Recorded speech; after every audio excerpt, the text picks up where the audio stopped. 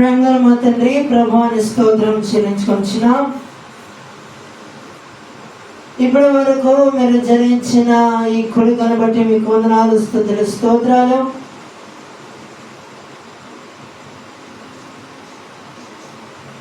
సహోదరి ఇచ్చిన సాక్ష్యమును బట్టి మీ సందులో స్తుతిస్తున్నాం. తెరవబడిన గ్రంథములు మంటున్నవి, తెరవబడిన హృదయంలో మాకు దయచేయము. మీ మాట మా హృదయంలో కార్యము జరిగించి ఎవరు ఎటువంటి స్థితిలో ఉన్నారో మీ వాక్యం అనే వెలుగు మా పాదములకు దీపము, మా త్రోవకు వెలుగునైనదని సెలవిచ్చిన రీతిగా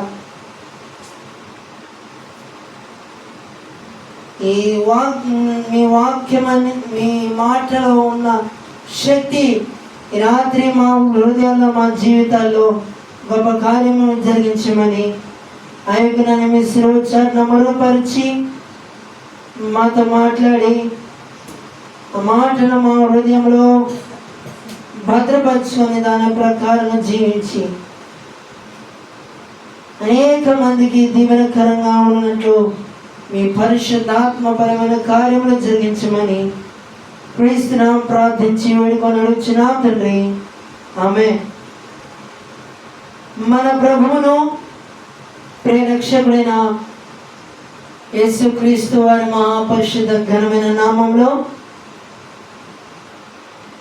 ఈ రాత్రి ఆయన సముఖమందు కూడిన మీకు నా హృదయపూర్వకమైన వందనాలు తెలియజేసిన మన పరిశుద్ధ గ్రంథంలో పాత నిబంధనలో చివరి పుస్తకమైన మలాకి 3వ అధ్యాయము 1 నుండి 4 వచనాల వరకు మనము ధ్యానించుకొని పోతున్నాం. బైబిల్ ఉన్న వాళ్ళు తీసి చూడండి, లేని వారు జాగ్రత్తగా ఆలోచించండి. ఒక్కొక్క వచనంలో ఉన్న శ్రేష్టమైన సారాన్ని మనం పంచుకొని పోతున్నాం. ఆ మాటలో ఉన్న భావాన్ని అర్థం చేసుకుంటూ మన హృదయాలకు అన్వయించుకున్నాం. మలాకి 3వ అధ్యాయము 1 నుండి 4 వచనాల వరకు ఒక్కొక్క వచనాన్ని మనము ధ్యానించుకుంటూ వెళదాం. ఇదిగో నాకు ముందుగా మార్గము సిద్ధపరచుటకై నేను నా దూతను పంపుచున్నాను. మీరు వెదకుచున్న ప్రభువు అనగా మీరు కోరు నిబంధన దూత తన ఆలయమునకు హఠాత్తుగా వచ్చును. ఇదిగో ఆయన వచ్చుచున్నాడని సైన్యములకు అధిపతియగు యెహోవా సెలవిచ్చుచున్నాడు. విన్నారండి? మొదటి వచనములో గనక మనం చూస్తే ఏముందండి? మొదటి వచనం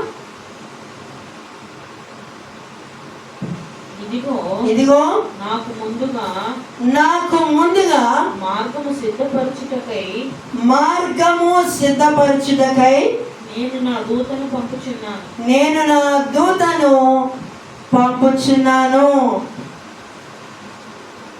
ఈ వచనాన్ని చదువుతున్నప్పుడు మీకు ఒక వాక్య భాగం మీకు జ్ఞాపకం వచ్చుండదు. మత్తయి సువార్త 7వ అధ్యాయము 14వ వచనం చూద్దామా? మత్తయి సువార్త 7వ అధ్యాయము 14వ వచనం. ఇరుకు ద్వారమున ప్రవేశించుడి, నాశనమునకు పోవు మార్గము వెడల్పును, ఆ దారి విశాలమునైనది, దాని ద్వారా ప్రవేశించువారు అనేకులు. జీవమునకు పోవు మార్గము ద్వారము ఇరుకును ఆ దారి సంకుచితమునై ఉన్నది. ఆ దారి సంకుచితమునై ఉన్నది. దాని కనుగొని వారు కొందరే. దాని కనుగొని వారు కొందరే. అర్థమైందండి? ఇరుకు మార్గములో ప్రవేశించేవారు కొందరు, నాశనములకు పోవు మార్గము అనేకులు. ఎందుకు? ఈ రోజులో శ్రమలు ఎందుకు వస్తున్నాయి అనంటే ప్రధానంగా రెండు కారణాలు. ఒకటి, దేవుడు మనలో ఉన్న విశ్వాసం యొక్క పరిమాణాన్ని పరీక్షించడానికి దేవుడు అనుమతించే శ్రమలు ఒకటైతే, రెండవది మన బుద్ధిహీనత వలన తెచ్చుకునే శ్రమలు, ఇది రెండవది. గమనించారా? ఈ రోజులో దేవుని భయం లేకుండా విచ్చలవిడిగా జీవించి దేవుడు నన్ను చూడట్లేదులే అనుకొని దేవుని భయం లేకుండా జీవించేవారు ఈ రాత్రి అనేక మంది ఉన్నారు. లేరా అండి? లేరా? ఉన్నారు. అందుకని ఒక్కోసారి వాక్య పరిచర్య చేసే సేవకులు ఒక్కోసారి గద్దింపుతో కూడిన వాక్య భాగాలు ఎందుకు చెప్పాల్సి వస్తుందంటే, అట్లాగన్నా వాళ్ళ మనసు మార్చుకొని వాళ్ళ హృదయాలను దేవుని వైపు త్రిప్పుకొని వారి స్థితిని దేవుని ఎదుట సరి చేసుకొని వారు దేవునికి అప్పటికైనా ఇష్టలుగా జీవిస్తారేమో అనే ఉద్దేశంతో గద్దింపుతో కూడిన వాక్య భాగాలను వారు చెప్తూ ఉంటారు. అది వారంతటి వారు కల్పించుకొని చెప్పేది కాదు. అది దేవుని యొక్క నడిపింపుతో వచ్చే మాటలు అవి. మనుషుల మాటతోటి మనుషులు ఎవరు లెక్క చేయరు. లెక్క చేస్తారండి? లెక్క చేస్తారా? ఎవరు లెక్క చేయరు. కానీ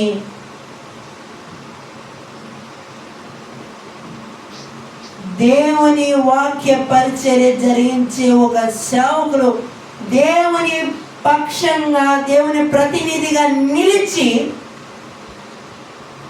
మోకాళ్ళ మీద ప్రార్థన పూర్వకంగా వర్తమానాన్ని సిద్ధపరిచి హెచ్చరించాల్సిన చోట హెచ్చరిస్తారు, గద్దించాల్సిన చోట గద్దిస్తారు, ప్రేమగా చెప్పాల్సిన చోట ప్రేమగా చెప్తారు, కన్నీళ్లతో కన్నీళ్లతో విత్తాల్సిన చోట కన్నీళ్లతో విత్తుతారు. ఏ సమయానికి ఏ సందర్భానికి ఎట్లా చెబితే మనుషులకు హృదయాలు ఎట్లా కదిలించబడతాయి అనేది మనుషుల యొక్క కల్పన కథల వలన ఎవరు దేవుని దగ్గర వస్తారా? మనుషుల యొక్క కల్పన కథల వలన దేవుని దగ్గర ఎవరన్నా వస్తారా? ఎవరు రారు. అది దేవుని ఆత్మ చేత నింపబడి గద్దింపులతో హెచ్చరించి చెబితే, ఈరోజు ఆరంభ దినాల్లో కన్నీళ్లతో ఏడ్చి తమ తప్పులను ఒప్పుకొని పశ్చాత్తాపడి దేవుడు వారితో మాట్లాడేంత వరకు చిన్న పిల్లలు, యాజ్ అ స్మాల్ కిడ్స్, వారు చిన్న పిల్లలాగా వారు ఇదంతా ఎందుకు చెప్తున్నారు మీరు అనంటే, ఎవరి హృదయంలో దేవుని భయం ఉండదో వారు విశాలమైన మార్గంలోకి వెళతారు. అర్థమైందండి? అర్థమైంది. ఇప్పుడు నేను ఇంత లెంతిగా ఎందుకు చెప్పుకొచ్చానంటే, దేవుని భయము ఎవరి హృదయంలో ఉండదో వారి నోటిని ఎవరైతే కాచుకొనరో వారు విశాలమైన మార్గాన్ని కోరుకుంటారు, కానీ ఇరుకు మార్గాన్ని కోరుకుంటారని కోరుకోరు. అందుకని ఇంత లెంతీగా ఎక్స్ప్లెనేషన్ ఇస్తున్నా. తర్వాత ఇరుకు మార్గం.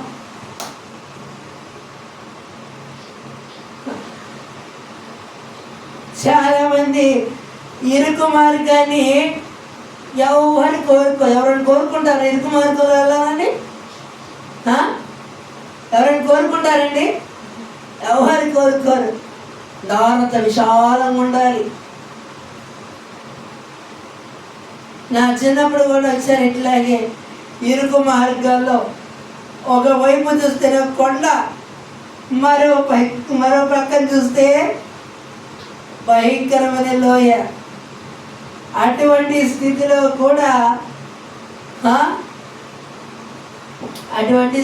కూడా ఎంత దేవుని యొక్క కాపుదల. ఒక్కోసారి నొక్కని కూర్చొని ఆలోచిస్తే నిజంగా దేవుని కాపుదల ఉన్నది కాబట్టి నేటికి ఇంకా మనం సజీవంగా ఆయన సన్నిధిలో మనం ఆరాధించగలుగుతున్నాం. నా ప్రేమైన సహోదరులారా, గమనించే ఇరుకు మార్గంలో అయినా. అందుకనే మత్తయి సువార్త 3వ అధ్యాయంలో బాప్తిస్మం ఇచ్చి యోహాను యోర్దాను నదిలో అనేక మందికి బాప్తిస్మం ఇస్తున్నప్పుడు ప్రభు మార్గమును సిద్ధపరచుడి, ఆయన త్రోవను సరళము చేయడు. చూద్దామా? మత్తయి సువార్త 3వ అధ్యాయం. మత్తయి సువార్త 3వ అధ్యాయంలోకి వచ్చేద్దాం రండి. మత్తయి సువార్త 3వ అధ్యాయం. ప్రభు మార్గం సిద్ధపరచుడి. ఎన్నో వచ్చినమ్మా? 3:2. 3:3. ప్రభు మార్గం సిద్ధపరచుడి. ప్రభు మార్గము సిద్ధపరచుడి, ఆయన త్రోవను సరళము చేయుడని. ఆయన త్రోవను సరళము చేయుడి. అరణ్యములో కేక వేయునొకని శబ్దము. అరణ్యములో కేక వేయునొకని శబ్దము. ఆ ఒకడెవరు? బాప్తిస్మం ఇచ్చే యోహాను. ప్రభువా రసనాలు పక్క తప్పుకోండి, ఆయనకు దారి ఇవ్వండి. ఇప్పుడు ఈ మాటను ప్రస్తుతం ఇప్పుడు ఉన్న ఈ సిచ్యువేషన్ బట్టి అనేక మంది జనసమూహం గుంపులుగా కూడినప్పుడు ఒక పోలీస్ అధికారి వస్తుంటే ఏమంటారండి? జరగండి, సిఐ గారు వస్తున్నారు, ఎస్ఐ గారు వస్తున్నారు, జరగండి అని చెప్పి ఆ మనుషులు ఆ దారిని క్లియర్ చేస్తారు. ఏంటండి? ఈ లోకంలో అధికారులు వస్తుంటేనే దారి సరళం చేస్తున్నారే, కానీ ప్రభువారు మన హృదయంలోకి వచ్చినప్పుడు మన దారి కూడా సరళంగా ఉండాలి కదా. మనం ఆయన దగ్గర చేరాలంటే మనం వెళ్ళే దారి కూడా సరళంగా ఉండాలి కదా. అవునా కదండి? మనం వెళ్ళే మార్గము ఇరుకు మార్గమైన చివరికి అది విశాలమైన మార్గంగా మారుతుంది. అది చివరికి మనల్ని దేవుని రాజ్యాన్ని చేరుస్తుంది. అందుకని యోహాను సువార్త 14వ అధ్యాయము 6వ వచనం.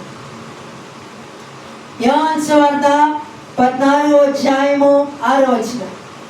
నేనే మార్గము, నేనే సత్యము, నేనే జీవము, నా ద్వారానే తప్ప తండ్రి యొద్దకు ఎవడును తండ్రి యొద్దకు రాడు. అర్థమైందండి?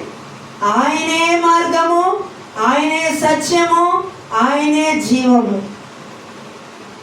ఏదో మామూలుగా చిన్నపిల్లలకి కంఠస్థవాక్యం చెప్పినట్టు చదివేసుకుంటే పోతుంది, సరిపోదు. ఆ మాటలో ఉన్న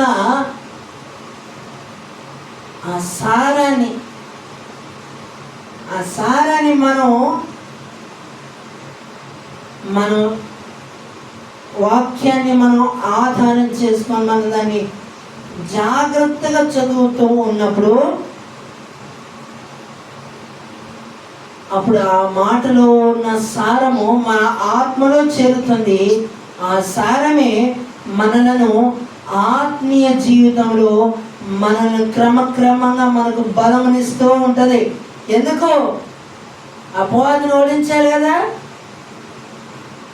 బలంగా ఉన్నప్పుడు అపవాదిని ఓడించగలుగుతామా? బలహీనంగా ఉన్నప్పుడు అపవాదిని మనం ఓడించగలమా? చెప్పండి. బలంగా ఉన్నప్పుడే. దేవుని వాక్యం అనే ఆయన మాటలో ఉన్న సారాన్ని మనం ఎప్పటికప్పుడు మనం పుంజుకుంటున్నప్పుడు అప్పుడే మన ఆత్మీయ జీవితంలో మన బలాన్ని క్రమక్రమంగా మనం పుంజుకుంటూ ఉంటాం. అప్పుడే మనం అపవాదిని సులువుగా జయించగలుగుతాం. ఎవడు ధర్మకుండానే దుష్టుడు పారిపోను. ఎందుకు పారిపోతాడండి? దేవుని సన్నిధి ఉన్న చోట అపవాది నిలవలేడు. ఆమేన్. దేవుని సన్నిధి ఉన్న చోట, దేవుని ఆ మహిమ ఉన్న చోట, ఆయన ప్రసన్నత ఉన్న చోట, ఆయన ప్రకాశమానమైన వెలుగు ఉన్న చోట అపవాదికి స్థానం ఉండదు. ఇదిగో ఆయన వచ్చుచున్నాడని సైన్యములకు అధిపతియగు యెహోవా సెలవిచ్చుచున్నాడు. అయితే ఆయన వచ్చి దినమును ఎవరు సహింపగలరు? ఆయన అగుపడగా ఎవరు ఓర్వగలరు? ఆయన కంసాలి అగ్ని వంటి వాడు, చాకలివాని సబ్బు వంటి వాడు. వెండిని శోధించి నిర్మలము చేయునట్లు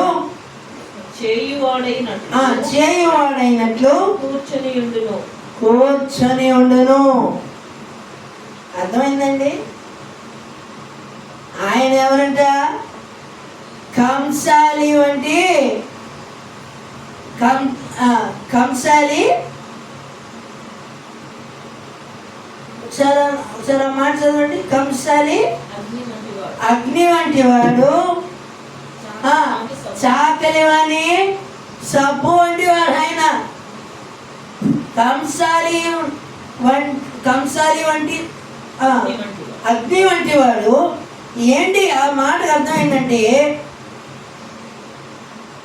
ఈ పిచ్చి బంగారం ఉంటుంది చూడండి,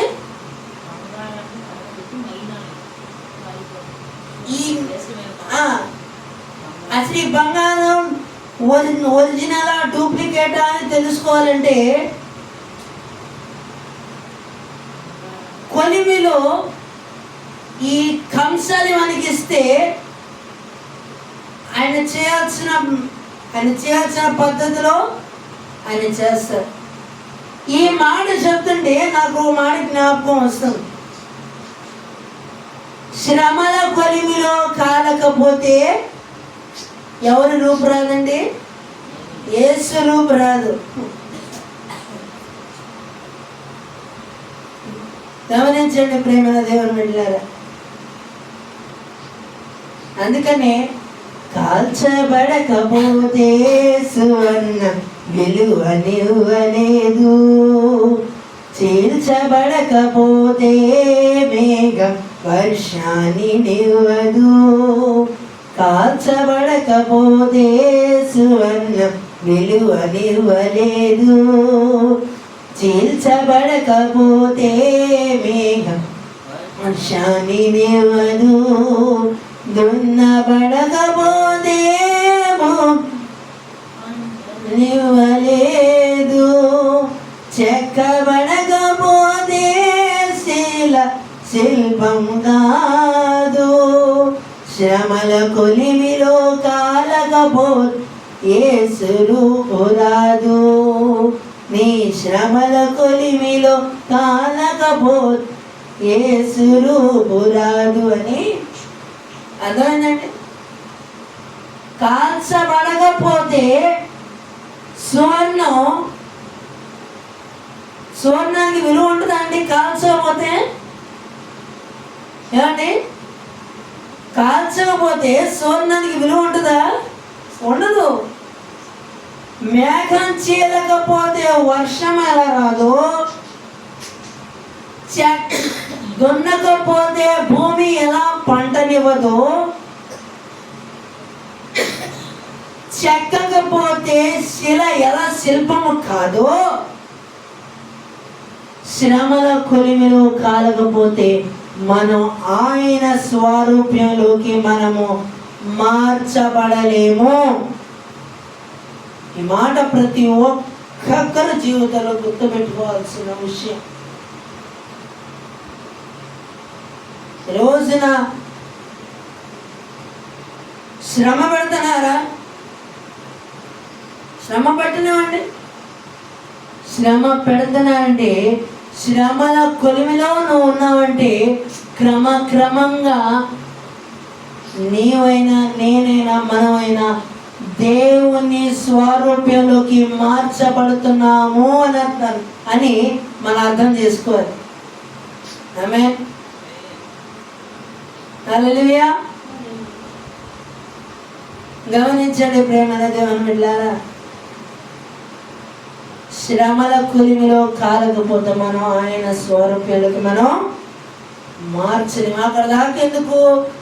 మెడలో వేసుకొని చైన్ని కంసాలు ఇవ్వకుండా, ఆయన చేయాల్సిన పద్ధతి చేయకుండా, ఆయన ప్యూరిఫికేషన్ చేయకుండానే అది ఒరిజినల్ డూప్లికేట్ అని మనకు తెలుస్తుందా? తెలుస్తుందా అండి? తెలీదు. అలాగే మనము శ్రమల కొలిమిలో మనం ఎప్పటికప్పుడు మనం ఈ శ్రమల కొలిమిలో మనం ఎప్పటికప్పుడు మనం కాలుతూ ఉంటే మనలో ఉన్న మలినమంతా పోయి మనం ఎవరి రూపులోకి వస్తాం? దేవుని రూపులోకి వస్తాం. అందుకని యోబు అంటాడు,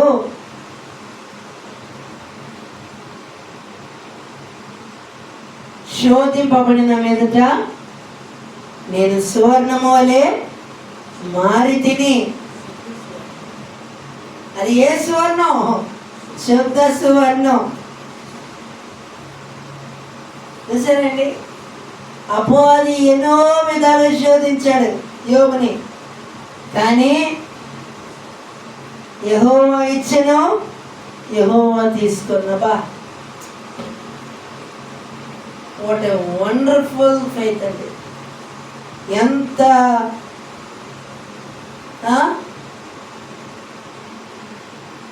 నిజంగా మనం అట్లాంటి స్థితిలో ఉండి మనం అట్లా అనగలమా అండి?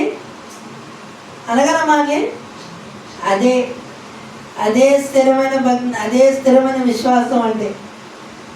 ఉన్నా ప్రభువుని స్తుతించాడు, లేకపోయినా ప్రభువుని స్తుతించాడు. పొందుకున్నది ఒకంత, మరలా దేవుడు వృద్ధాప్య వయసులో రెండంతలుగా దేవుడు అనుగ్రహించాడు. పోగొట్టుకున్నది ఒకంత, పొందుకున్నది రెండంతలు. నా ప్రేమైన సహోదరులారా, గమనించు. ఈ రోజున దేవుని ప్రేమ తెలియని వాళ్ళు మిమ్మల్ని అడగచ్చు, ఏం చేశాడు మీ దేవుడు?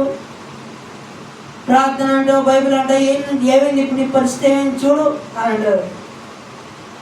వాళ్ళు అంటే అన్నేమండి, నీ స్థితిని చూసి నవ్విన వాళ్ళు ఎప్పుడు నీ స్థితిని చూసి నవ్వుతున్నారేమో, హేళనగా మాట్లాడుతున్నారేమో. నీ స్థితిని చూసి ఇప్పుడు నవ్విన వాళ్ళు ఒకానొక దినమున తల వంచే దినం ఒక దినం రాబోతుంది. అందుకనే శాలేం రాజు గారు పాట రాసింది దేనికో కాదు. నీ స్థితి చూచి నవ్విన వారే సిగ్గుపడే దినం వచ్చేది లేని ఎందుకు రాశారనుకున్నారు? నవ్వుకొని ఏం చేస్తున్నారు? చేయని అవమానపరుస్తున్నారు. చేయని ఎన్ని తిట్లు తిన్నట్టు తిట్టినాయి. దూషణలన్నీ నీ తలకు దేవుడు భూషణ కిరీటంగా ధరించడానికి ఈ ఆనవాళ్ళు ఇవన్నీ. ఆమేన్, హల్లెలూయా. నా ప్రియమైన సహోదరులారా గమనించండి, ఆయన కంసాలి అగ్ని వంటి వాడు, చాకలి వాణి సబ్బు వంటి వాడు. ఆయన ఎప్పటిదాకా ఈ కాల్చుడు ఈ శుభ్రం చేయడాలు ఇది విన్నాం. ఇప్పుడు చాకలి వాణి సబ్బు దగ్గర పోతాం.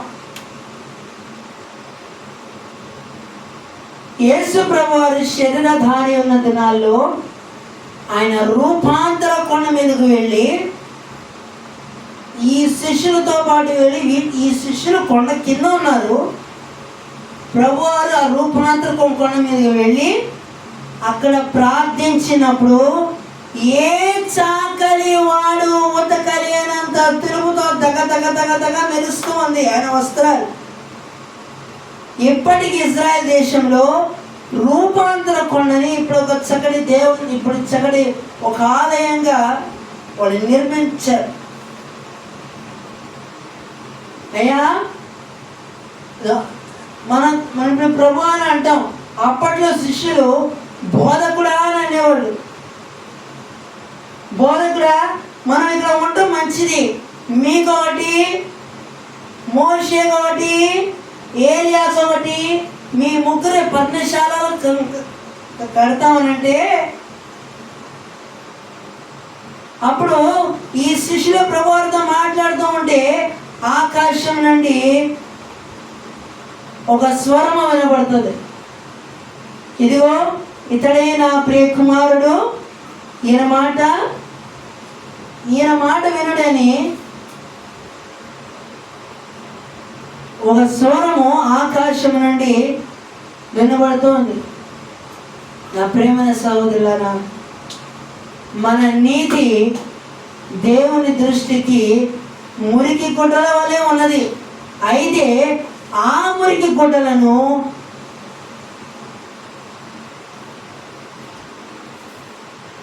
దేవుని దగ్గర తీసుకొని వచ్చి గొర్రె పిల్ల రక్తంలో మన వస్త్రాలను మనం ఉతుక్కున్నప్పుడు అవి ఎలా ఉంటాయండి? శుభ్రంగా ఉంటాయి. ఒకప్పుడు చాకలో ఉతికేవాళ్ళు. ఇప్పుడు ప్రతి ఇంట్లో తొంగి చూస్తే వాషింగ్ మిషన్ అనేది లేని ఇల్లు అంటూ, వాషింగ్ మిషన్ లేని ఇల్లు అంటూ ఉండదు. అవునా అండి? నా ప్రియమైన సహోదరులారా, మనం ఎంత సబ్బు పెట్టి ఉతికినా ఎక్కడో చోట మురికంటూ ఉంటుంది. కానీ క్రీస్తు రక్తంలో మన నీతి అనే మురికి వస్త్రాన్ని తీసుకొని వచ్చి ఆయన రక్తంతో మన వస్త్రాలు కడుక్కున్నప్పుడు, ఉతుక్కున్నప్పుడు మన వస్త్రాలు పరిశుద్ధపరచబడతాయి.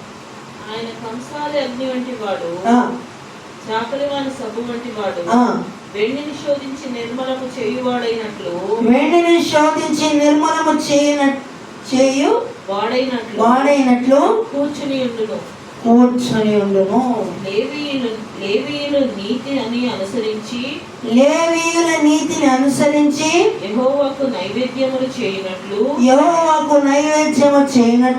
వెండి బంగారములను నిర్మలము చేయు రీతిని నిర్మలము చేయు రీతిని ఆయన వారిని నిర్మలులను చేయును.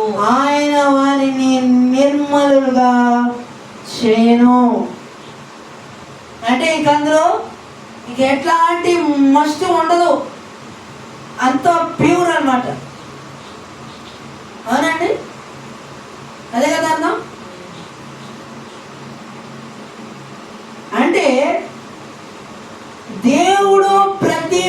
మనిషి జీవితంలో ఎందుకు ఈ శ్రమలు అనేది పెడుతున్నారంటే, మన జీవితంలో ఉన్న ఈ మస్టు, ఈ మట్టంతటిని శుభ్రం చేసి మనలందరినీ తీసుకొని తన తండ్రి ఎదుట మనలను నిలబెట్టాలి అనేదే ఆయన మన విషయమై, మన నిమిత్తమై ఆయన మన పట్ల కలిగి ఉన్న తండ్రి అయిన దేవుడు తన కుమారుని పని అప్పగించారు. ఆ పనిని ఈ లోకంలో పూర్తి చేశారు. ఆయన కార్చిన రక్తాన్ని, మన నీటి అనే మురికి వస్త్రాన్ని తీసుకెళ్ళి ఉతుక్కొని పరిశుద్ధపరుచుకున్నప్పుడు ఈ రోజున అనేక మంది తమ బట్టలను ఉతుక్కున్నారు, కానీ దేవుని వాక్యపు వెలుగులో తమ హృదయంలో పేరుకుపోయి నింపుకున్న చెత్తను ఖాళీ చేసుకోవట్లేదు. ఖాళీ చేసుకోకపోను ఇంకా ఏం చేసుకుంటున్నారండి? ఇంకా చెత్తను నింపుకుంటున్నారు, ఇంకా వ్యర్థమైన వాటిని నింపుకుంటున్నారు. అందుకని చివరిలో పాడుపడి ఎన్నాళ్ళు ఈ పరుగులు, ఒక క్షణము తీరిక లేని ఉరుకులు. ఎందుకు ఒక్క క్షణము తీరిక లేని ఉరుకులు? నేను దేవుని నన్ను నడిపిస్తాయండి. అది ఒక్క క్షణము తీరిక లేని ఉరుకులు దేవుని కొరకు పరుగులెత్తు.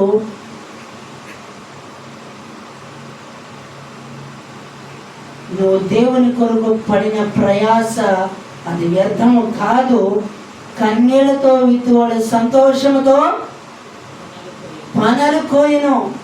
కన్నీళ్లతో దేవుని వాక్యాన్ని విత్తినప్పుడు ఆ వాక్యము వింటున్న వారి హృదయాలలో దేవుడు తన బలమైన కార్యము జరిగించి వారిని ఆయన సముఖమందు నడిపించిన వాడు, ఆయన సముఖమందు నడిపించడానికి ప్రథమ కారకుడుగా అవుతారనే విషయంలో ఏమాత్రం సందేహం లేదు. వెండి బంగారములను నిర్మలము చేయు రీతిని, వెండి బంగారములను నిర్మూలము చేయు రీతిని,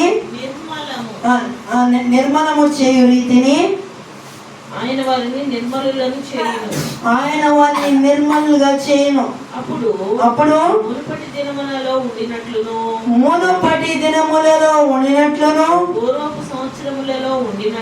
పూర్వపు సంవత్సరములలో ఉండినట్లును యూదావారును యెరూషలేము నివాసులను చేయు నైవేద్యములు యెహోవాకు ఇంపుగా ఉండును. ఎట్లాంటి మనసుతో వాళ్ళు ప్రార్థించారండి? ఎట్లాంటి మనసుతో దేవుని దగ్గర ఇంపుగా చేరినారంటే ఒకటే మాట, వారు యథార్థమైన హృదయంతో వారు ప్రార్థన చేశారు. విరిగి నలిగిన మనసుతో చేశారు. ఆ ప్రార్థన దేవుని దగ్గర ఇంపుగా చేరింది. ఆ ప్రార్థనకు తగిన కార్యము పాత నిబంధనలో అనేకులు చూశారు. అదే పద్ధతిలో మన విరిగి నలిగిన మనసుతో మనం ప్రార్థించినప్పుడు ఈ లోకంలో మన అద్భుతాలను మనము చూడగలము. అటు విరిగి నలిగిన మనస్సు దేవుడు మనకందరికీ దయచేయగాక. దయచేసి స్థలం ఉంచండి, ప్రార్థన చేసుకోండి. ప్రేమ మా తండ్రి, ప్రభువుని స్తోత్రం చెల్లించుకొచ్చినాం. ఇప్పటి వరకు మీరు జరిగించిన ఈ కోరికను బట్టి మీకు వందనాలు. విన్న వర్తమానము మా హృదయాలు ముద్రించము. రేపటి దినాన జరగవలసిన ఆదివారపు ఆరాధన అంతట్లో తోడుగుణము విన వర్తమానమును మా హృదయంలో అన్వయించుకొని దాని ప్రకారంగా జీవించి మీ వాక్యపు వెలుగులో మా హృదయాలను మా హృదయ స్థితిని మేము పరీక్షించుకొని మీ దృష్టికి మేము యథార్థమైన హృదయము గలవాడిగా మా పూర్ణ మనసుతో మా పూర్ణ బలంతో మా పూర్ణ శక్తితో మిమ్మల్ని ఆరాధించే అనుభవంలోకి మమ్మల్ని నడిపించమని అయోగ్యులను మీ శిరోచారణ మరుగుపరిచి ఈ దినమున వాక్యంలో మాకు కావలసిన శ్రేష్టమైన విషయాలు, ఆత్మ సంబంధమైన విషయాలు మాకు బయలుపరిచినందుకు మీకు వందనాలు, స్తుతులు, స్తోత్ర. వినవర్తమానం మా హృదయలో గొప్ప కార్యము జరిగించమని క్రీస్తునామమున ప్రార్థించి వేడుకొని అడుగుచున్నాం తండ్రి. ఆమేన్.